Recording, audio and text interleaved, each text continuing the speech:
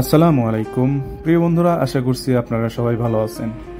আমাদের বগুড়া জেলায় যে অনেক ঘুঘুডাঙ্গা রয়েছে অনেকে জানি না। আজকে আমি একটি মিনি ঘুঘুডাঙ্গায় এসেছি। আমাদেরই পার্শ্ববর্তী থানা কাহালু উপজেলার দুর্গাপুর ইউনিয়নের এই রাস্তাটি একটি মিনি ঘুঘুডাঙ্গা নামে পরিচিত। এখানে মোটামুটি অসংখ্য তাল গাছের সারি রয়েছে। দেখতেই পাচ্ছেন খুব সুন্দর তাল গাছের সারিগুলো, মাঝে মধ্যে দুই একটা তাল গাছ নেই, তারপরেও সব মিলিয়ে আলহামদুলিল্লাহ তাল গাছটি দেখে মনে হবে মিনি ঘুঘুডাঙ্গা।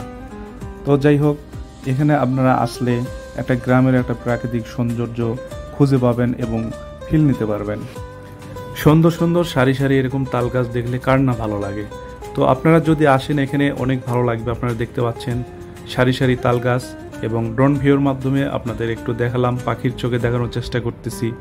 দেখুন সারি সারি তাল গাছ এবং ছোট্ট একটি গ্রামীণ রাস্তা আপনাদের মন কেড়ে নেবে।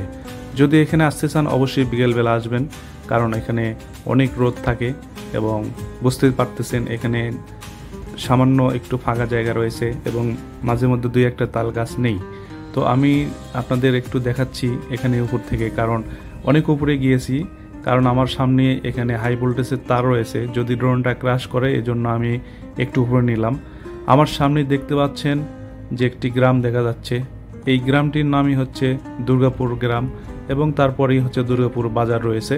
তো সুন্দর একটি গ্রাম, আপনার পাখির চোখে দেখতে পাচ্ছেন, অসংখ্য পুকুর রয়েছে এখানে। তো যাই হোক, আমি ড্রোনটা আবার ফিরে আনতেছি আমার স্থানে, আমি যেহেতু সেখানে আছি।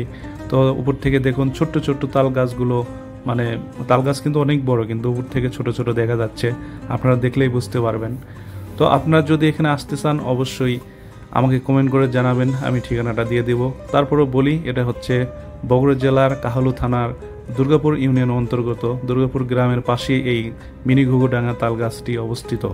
তো আপনাদের কেমন লাগলো এই ভিডিওটি অবশ্যই কমেন্ট করে জানাবেন, এবং আমার পেজটি ফলো দিয়ে রাখবেন, এবং যারা ইউটিউবে দেখছেন অবশ্যই আমার চ্যানেলটি সাবস্ক্রাইব করে পাশে থাকবেন। তো দেখুন, এরকম সুন্দর সুন্দর ভিডিও দেখার জন্য অপেক্ষা করুন এবং আমাকে কমেন্ট করে জানান। যদি কোনো ভুল ত্রুটি হয়ে থাকে অবশ্যই ক্ষমার দৃষ্টিতে দেখবেন। সবাই ভালো থাকবেন, সুস্থ থাকবেন। আল্লাহ হাফেজ।